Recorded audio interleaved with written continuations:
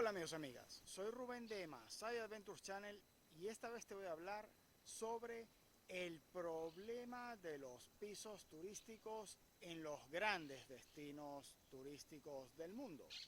Problema muy debatido en la actualidad y que ha tenido graves repercusiones este año en la ciudad de Barcelona, entre otros lugares. Si quieres saber todo sobre este interesante tema, acompáñame hasta el final.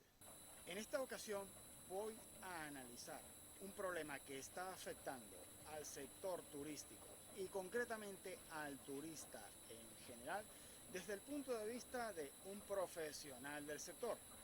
Les recuerdo, soy guía de turismo, graduado en esta materia, aparte de ser personal de seguridad y tener formación en otros aspectos que yo trato en este canal. A pesar de que estoy tratando un tema relativamente serio, espero hacerlo de tal manera de realizar un aporte que les permita entender cuál es el problema de los pisos turísticos en destinos tan concurridos como ciudades Barcelona, París, Londres y algunas más. Básicamente, el problema de vivienda de grandes destinos turísticos como Barcelona, Madrid, París o Londres, entre otros, es sencillamente un problema de oferta. Es un problema en el que sencillamente las políticas aplicadas por las autoridades en materia habitacional no están funcionando, sean cuales sean las que estén aplicando en cada lugar. La presencia de tristes realidades en destinos turísticos tan visitados como Barcelona, entre otros ejemplos, han puesto en debate sobre la mesa la conveniencia de la existencia de pisos turísticos cuando incluso familias pueden llegarse viviendo en la calle. En algunos lugares, familias con niños como la que tengo justamente detrás a mi espalda se han convertido en una realidad en destinos tan visitados y con una industria tan pujante que deja millones de euros al año en situaciones de calle como las que estamos viendo, en este caso en pleno verano. Y esto es lo que ha hecho que se debata mucho sobre el negocio que gira en torno a la famosa empresa Airbnb y la responsabilidad del sector turístico, concretamente de los pisos turísticos, en los problemas de vivienda en este tipo de lugares. Sin embargo, ¿el turismo es realmente el causante de estos problemas habitacionales o hay algo más detrás? Y esto es lo que vamos a analizar en este vídeo. Y si quieres saber todo sobre este interesante tema, acompáñame hasta el final. Para entender el problema de los pisos turísticos hay que entender cuál fue el origen del negocio de Airbnb. Sencillamente es un portal que permitía a una persona que tuviera una habitación libre ofrecerla para alojar un turista, en el que las dos personas ganaban a cambio. El turista ganaba una experiencia con habitantes y la cultura local, mientras que el arrendatario ganaba un dinero extra y también tenía un conocimiento de la cultura visitante. En ese sentido se daba una situación win and win, en la que ambas partes salían ganando. El problema real empezó cuando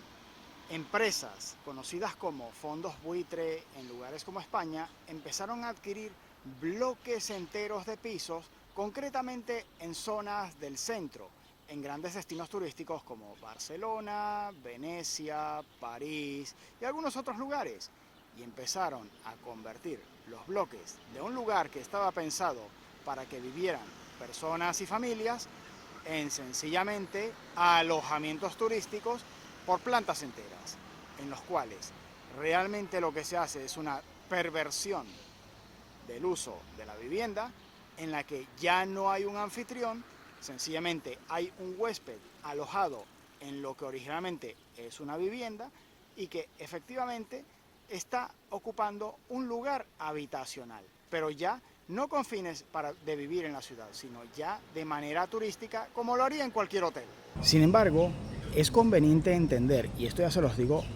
en opinión como profesional del turismo, que la eliminación de los pisos turísticos y concretamente del modelo propuesto originalmente por Airbnb no solucionará el problema de vivienda en lugares como Barcelona, Madrid, París o similares. Es más, inclusive se trata de un problema tan complejo que tiene que ver más con la gestión política de dos aspectos importantes, la del turismo y el problema habitacional, que tiene que ver mucho con el crecimiento de los municipios. Se trata de un problema relacionado con la facilidad que existe a la hora de construir vivienda nueva, pero sobre todo a la hora de limitar el parque habitacional existente en un municipio o ciudad para ser transformado en pisos turísticos. Y hay que tener cuidado con otra parte importante, las